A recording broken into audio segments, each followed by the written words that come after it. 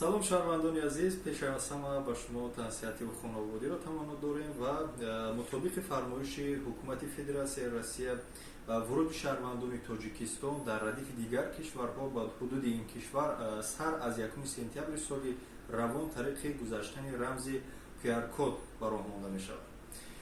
доир ба ин масъала мо ками маълумот дар саҳифаи расмии маркази матбуоти вазорати тандурустӣ ва ҳифзи иҷтимоии аҳолии ҷумҳурии Тоҷикистон ҷой кардаем. Шумо метавонед маълумоти мукаммал аз он ҷо дарёфт кунед ва агар доир ба ин масъала суолҳои дигар пайдо шуд, мо фардо тариқи пахши мустақим бо мутахассиси бо нафаре ки ин масъаларо таҳлил кардааст ва тамоми ҷабҳаҳои ин масъаларо омӯхтааст, бо он як суҳбати мустақим анҷом медиҳем.